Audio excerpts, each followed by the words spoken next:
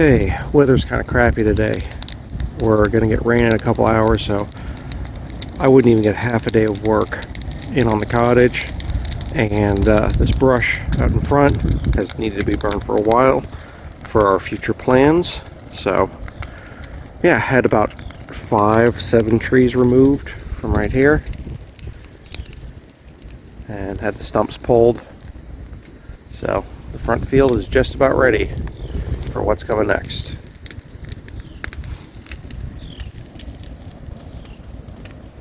Okay, it's pretty big. I was hoping it was burning a little slower than that.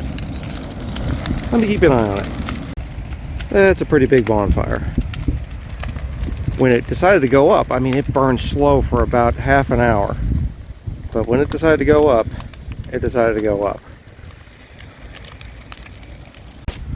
Okay, so precautions. I know a lot of people say you didn't take enough precautions. Well, when burning a giant pile of brush, you're never going to make everybody happy. But I did go around the edge, create a fire break with the bucket. Then I grabbed a 55-gallon pickle barrel with a spigot on it. I've lifted it up, and so I've gravity fed 55 gallons of water to put out any small things, and it's mobile. I could take it anywhere like a little baby fire truck. And then I'm not going to pretend like I don't live directly across the street from the fire station with 2 fire engines running right there. So fire trucks are on standby.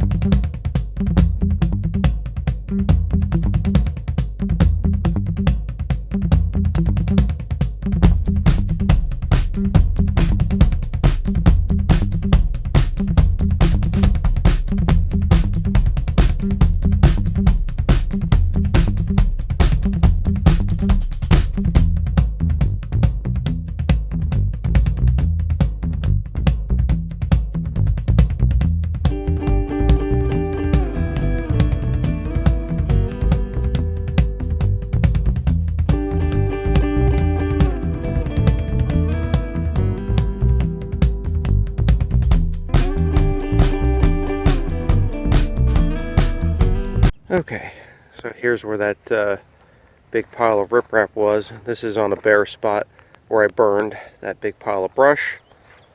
And it's also where a tree was, probably the largest of the trees I had removed. So I didn't film me actually laying this out with the tractor. I just had a couple hour break in the weather and I just had to get on it. But so this is what it is. There's this big ditch in this front field, which I've fallen into with a tractor before, and actually knocked a tire off of a rim and bent the rim. So yeah, I almost came very close to rolling it. It was my first experience almost rolling a tractor, and it was not fun. So for safety and for the longevity of myself, I felt filling it in with riprap was a smart move. So up to the top, there's a, I guess a culvert or drain that runs from the fire station side of the road to my side of the road, and just washes out into this front field.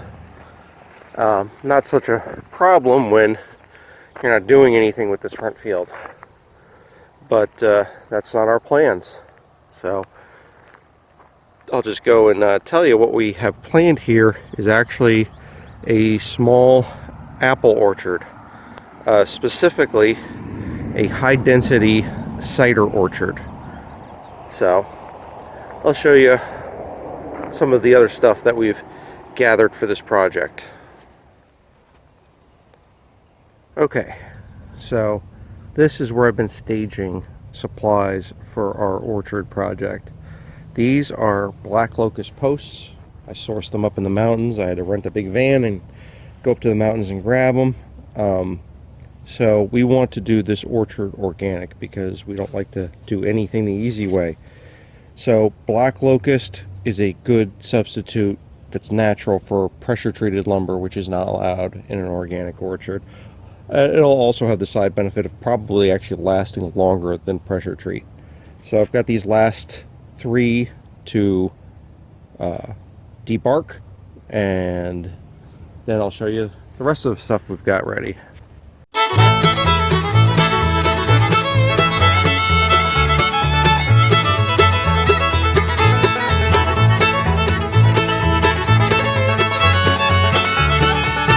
Okay, got those peeled up, and I know what you're probably thinking, probably should have explained it, is what are these posts for in an apple orchard? So our plan is to do a high density orchard, which is actually more like a vineyard. These will be posts set up in the ground, and wire will be strung across, and the apples will grow on the wire like grapes.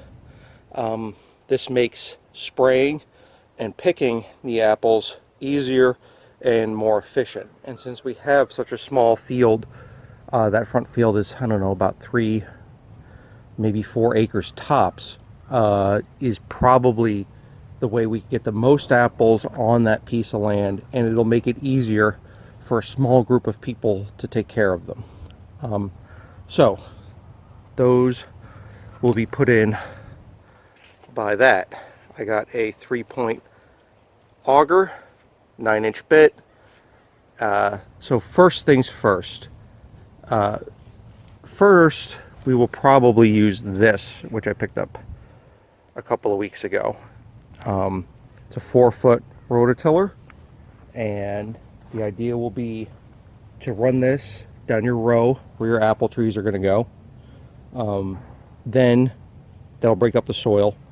Then you'll amend the soil. We're sending samples off to Clemson to have them analyzed for what we need to add to the soil for apples. And then you'll go down with that. That's a middle buster plow right next to the door.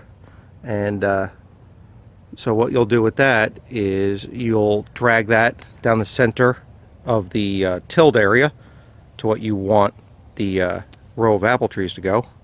And then you'll come by with a 3-point auger and you'll punch the holes for the actual individual trees. I might need to get a larger bit. We'll see about that when it comes. But so that's the plan for the front field. And I know I've got a lot going on at the cottage, and a lot of people would say, you know, just finish what you're doing out there. But our long-term plans for the property have always included growing something on the property, making the property a functional farm, something that, you know, pass down to our kids or just retire on, whatever the case may be. But the saying goes with an orchard, the best time to plant an orchard is 5 years ago. The second best time to plant an orchard is today. So that's the mentality we're going with, is we know that the cottage needs work, and we know the big building needs work, but get the apple trees in the ground, get them established so that when those buildings are starting to get fixed up, that we're not then 5 years behind on an apple orchard. So now they grow commercially about a half an hour north of me. My climate and property are not the best for apples, but they will grow here. And I have proof of that. I'll give you a look. Okay, so we are in our test orchard. You can see how close it is to the actual field. We'll be planting them. And you can see some trees have done better than others. And this, we've decided, is the winner. So this is a Harrison cider apple. It is a heirloom variety that was thought to be lost and then, you know, rediscovered. And we have about 100 of these on order for the fall. So it's the middle of summer, end of July, beginning of August, so we got to get on what we need to do with that front field. So that's why I'm working so much on that and a little bit less on the cottage. Although next week I'll have a regular episode with cottage stuff hopefully available.